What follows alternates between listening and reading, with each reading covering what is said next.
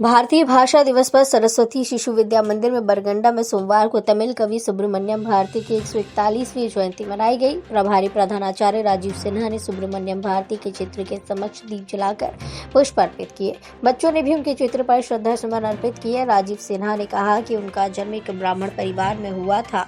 बचपन से ही ये कुशाग्र बुद्धि के थे। इन्होंने तमिल के अलावा कई भारतीय भाषाओं में रचना की है। आज तमिलनाडु में उनका घर भारतीय इलम के नाम से जाना जाता है। मौके पर राजेंद्र लाल बरनवाल ने कहा कि सुब्रमण्यम भारती महाकवि भारतीयार के नाम से भी जाने जाती हैं। उनकी कविताओं में राष्ट्रभक्ति कूट कूट कर भरी हुई थी। वो कवि होने के साथ साथ भारतीय स्वतंत्रता संग्राम में शामिल सेनानी, समाज सुधारक, पत्रकार तथा उत्तर व दक्षिण भारत के मध्य एकता सेतु के समान थे। कार्यक्रम को सफल बनाने में समस्त आचार्य और दीदी की सराहनीय भूमिका रही।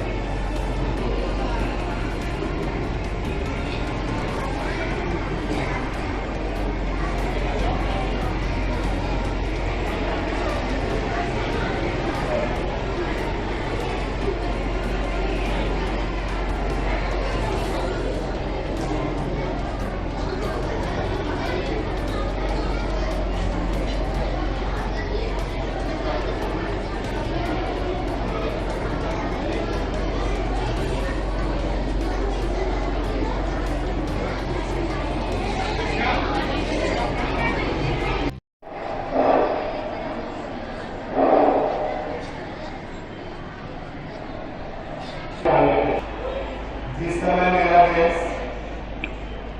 गुलामी के जंजीरों में दबा हुआ था,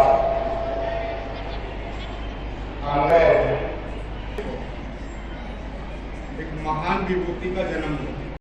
भैया कहते थे इनके अंदर में राष्ट्र प्रेम की भावना पूर्ण रूप से भरी हुई थी।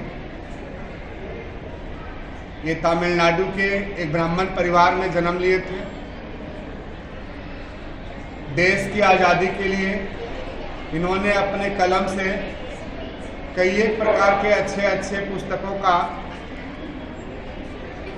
चित्रण किया। एक ऐसे ही महान विभूति हैं जिनके घर को इनके मरने के बाद तमिलनाडु के सरकार ने बनवाई और उस घर का नाम रखा गया भारत इलम। भारत इलम का शाब्दिक अर्थ है भारत का घर। इनकी कई एक पुस्तकें राष्ट्रभक्ति कूट कूट कर भरी हुई थी।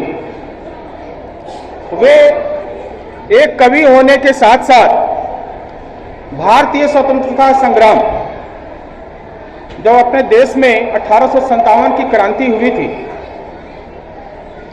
और 1857 की क्रांति असफल होने के बाद पुनः 1905 से क्रांति की आग सुलगना शुरू हुआ। तो इस क्रांति में भी उन्होंने अपना महत्वपूर्ण योगदान दिया है। तो वे एक कवि होने के साथ साथ भारतीय स्वतंत्रता संग्राम के शामिल सेनानी, समाज सुधारक, पत्रकार और उत्तर व दक्षिण भारत के मध्य एकता सेतु के समान थे।